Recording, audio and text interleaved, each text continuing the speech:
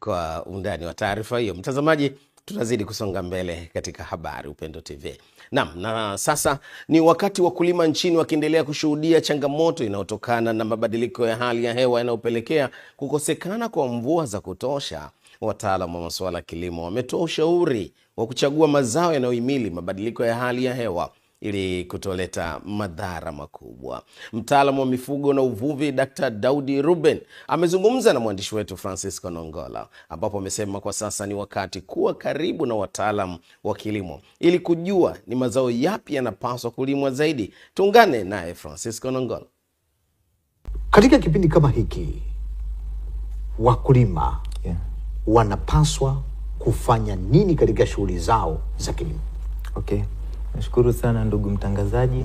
Kwa hiyo kitu cha kwanza cha kuzingatia ni kwanza kupokea ama kutafuta tafiti mbalimbali kutoka kwa wataalamu, kama tunavyotoa ushauri kwamba ni mbegu gani ambayo unatakiwa kuipanda katika kipindi hiki cha msimu wa ukame mkali kiasi hiki ama uchache wa mvua. Kwa hiyo hilo ni jambo la kwanza, kujua kwamba unatakiwa utumie mbegu gani ambazo zinatakiwa kupandwa katika hali ya hewa ya jiografia ilivyo kwa sasa hivi. Alafu pia jambo la pili pia ni kuchagua sasa ile mbegu ambayo inastahimili ukame. Unajua kuna mbegu za aina nyingi. Kwa mfano tukichukulia mahindi, yana mbegu variety mbalimbali. Kwa hiyo tukisema unatakiwa uchague yenye kustahimili ukame ama inayoendana na mazingira ya joto, basi unatakiwa kupokea ule ushauri ambao tunaotoa kwamba direct kwamba mimi nipo sehemu fulani, nitatumia mbegu gani. Kwa hiyo hichi ni kitu ambacho unatakiwa mkulima anapaswa kuuliza ili aweze kulima kwa ustadi mzuri. Jambo lingine ni katika maandalizi ya mapema, kwa sababu mvua kipindi cha nyuma tulikuwa tunatarajia miezi 3 hadi 4. Sasa hivi tunaenda na mwezi mmoja na nusu. Kwa maandalizi ya shamba yanatakiwa yafanyike kabla, miezi 2 kabla, kuandaa shamba. Wengi wetu waga wanapenda kuandaa shamba baada ya mvua kunyesha. Pale automatic unakuwa umeachwa na msimu. Kwa hiyo hata kama ni mbegu inayochukua muda mfupi, ukaanza maandalizi kipindi mvua imeanza, jua tu kabisa utakuwa umeachwa. Kwa hiyo miezi 2 kabla unatakiwa ufanye maandalizi mazuri ya shamba. Inaponyesha mvua basi unapanda moja kwa moja. Na jambo lingine ni kuangalia maeneo yale ambayo sio ya milimani. Naangalia maeneo ambayo yako bondeni kidogo, ambayo pia hayajai maji. Kuna yale maeneo ya kabla ya bonde. Yale ndio maeneo ambayo yanatakiwa watu walime na wapande mbegu za kutosha, kwa sababu ukipanda katika eneo lile lina uwezo wa kutunza unyevu kwa muda mrefu. Kwa mfano mvua imenyesha mwezi mmoja, baada ya miezi 5 kunaweza kukawa na unyevu wa kutosha. Kwa hiyo tunashauri watu waangalie maeneo yale ambayo yanatunza unyevu wa kutosha. Ila katika maeneo ya milima hatushauri sana, kutokana na hali ya athari ambayo utaipata ya hasara kubwa ya ukame ambao unaendelea.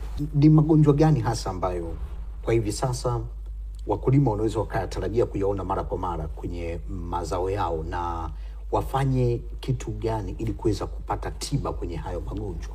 Kuna magonjwa ambayo yanasababishwa na virusi, fungus, kuna bakteria, minyoo, pamoja na magonjwa mengine ambayo yanasababishwa na hali ya mazingira, hususan mabadiliko ya hali ya hewa. Kukiwa na joto sana ama mvua nyingi za ghafla, inaweza kaleta stress. Kwa hiyo yote yale ni magonjwa mbalimbali ambayo yanaweza kaipata mimea. Kwa mfano tukirudi katika magonjwa haya yanayosababishwa na vimelea vya vijidudu kama bakteria, virusi, fungus na minyoo, haya hapa yanaleta magonjwa direct. Kwa mfano unaweza kupata ugonjwa wa ukungu, kuna ugonjwa mwingine kutu, kuna ugonjwa mwingine ambao wa fungus unakuja kuonekana katika hali ya mimea, ambapo inakuwa imelala katika majani ama kwenye matunda. Kwa hiyo na ikitokea magonjwa ya hali hiyo yanahitaji tiba, na tiba ambayo inahitajika ni tiba sahihi. Tiba sahihi tunaifanya kwa kuulizia kwa wataalamu. Watakiwa kuulizia kwa wataalamu kile ambacho nakiona. Ikiwezekana mtaalamu afike katika shamba ili aweze kufanya research vizuri, tafiti nzuri, aweze kukushauri dawa gani utumie. Kunapokuwa kuna changamoto ya hali ya hewa kama hivi ilivyo kwa hivi sasa, ni mazao gani hasa ambayo wewe kama mtaalamu unashauri tuweze kuyapanda kama nchi ili tuepukane na kinachotajwa kwamba athari ambazo zitakuja kujitokeza baadaye? Okay. Kuna mazao ya biashara na mazao ya chakula, na isitoshe hayo mazao ya biashara ndio hayo ya chakula. Kwa hiyo nashauri sana kwa tafiti ambazo zinaendelea sasa hivi kupanda mahindi, kupanda mtama, uwele, viazi, vile viazi vitamu, viazi mviringo, kuna mihogo, kuna choroko, upande maharage, njugu, upande pia na njegere. Na hii inategemea na eneo lilopo.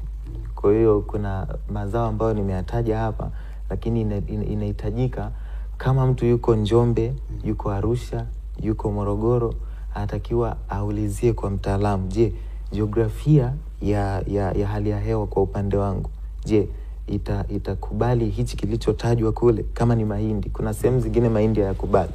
Kwa hiyo ni vizuri akaulizia ili aweze kupata ile takwimu nzima ya kuweza kujua nini ambacho natakiwa kupanda. Mtazamaji, ni Dr. Daudi Ruben huyu ambaye ni mtaalamu wa masuala ya kilimo na ufugaji, na leo tumejikita kuangazia athari za mabadiliko ya tabia nchi kwa wakulima hapa nchini na kipi hasa cha kukifanya ili kuepukana na changamoto hizo za ukosefu wa mvua kwa kiwango ambacho kilitarajiwa na wengi.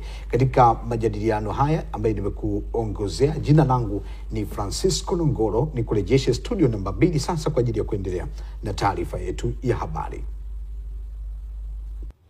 Asante sana Francisco Nongolo kwa ushauri huo kwa wakulima, kuweza kupata ushauri kutoka kwa wataalamu wa kilimo. Na mtazamaji, tunazidi kusonga mbele na Upendo TV habari. Na sasa tuelekee Askofu wa Kanisa la Kiinjili la Kilutheri Tanzania Dayosisi ya Kaskazini, Askofu Dr. Msafiri Mbilu, amesema dayosisi hiyo itaanzisha mfuko maalum wa elimu ili kuwawezesha watoto kuendelea kupata haki yao ya msingi ya kupata elimu. Messi Maimu yeye ana undani wa taarifa hii. Ameyasema hayo katika hafla kuzipongeza shule za dayosisi hiyo Luandai na Bangala kutokana na kufanya vizuri katika masomo kidato cha 4 mwaka wa masomo 2021 mpaka mwaka 2024, ambapo baadhi ya wanafunzi wamesomeshwa na shirika na kwamba wanafunzi hao wataendelea kusomeshwa na shirika hadi kidato cha 6. Na ni kwa njia ya watoto hawa sasa tumeona sisi kama dayosisi tuanzishe mfuko maalum wa elimu. Mfuko maalum wa elimu ambao utachangiwa na wanadayosisi wote na hata wadau mbalimbali wote wenye mapenzi mema wachangie katika mfuko huu ili utusaidie basi kuelimisha watoto wale ambao wana uwezo lakini wazazi wao hawana uwezo wa kifedha wa kuwasaidia, basi waweze kusaidika, watoto waweze kusaidika katika shule hizi, wasomeshwe tena, sio katika shule za sekondari tu lakini hata vyuo. Mfuko huu utaanzishwa rasmi na tumeshalitangaza hili, tutaliwekea taratibu za vikao vya kikatiba vya dayosisi, lakini na kuundia bodi yake itwe na mfuko rasmi wa elimu katika dayosisi yetu. Mkuu wa jimbo la Tambarare Mchungaji John Ndimbo amewataka vijana waliopewa dhamana kuaminiwa na dayosisi wanapaswa kuzingatia na kujali muda ambao unaamua mengi na hata hatima ya mtu, na kwamba wametengenezewa kesho isiyo na majuto. Labda niseme tu, vijana waliopewa dhamana kuna mambo muhimu ya kuona. Baba Askofu amewaamini na dayosisi imewaamini, na kama wameaminiwa, mambo muhimu ya kufanya ni haya. Jambo la kwanza la kuzingatia ni vizuri kujali muda.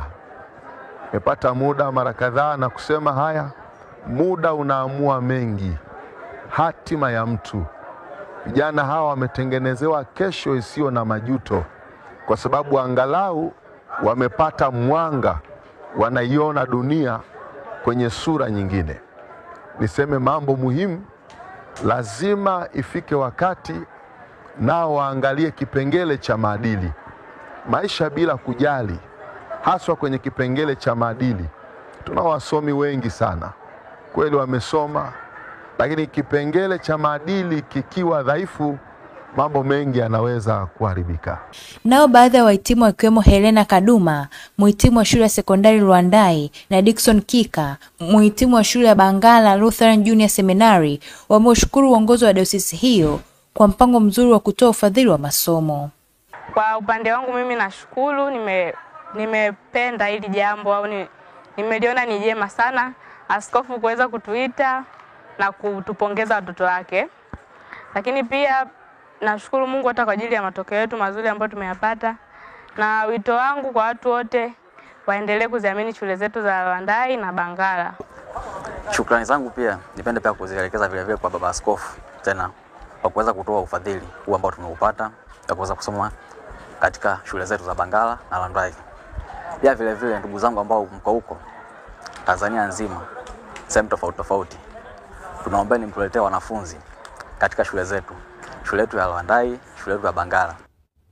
Asante sana Messi Mayem kwa undani wa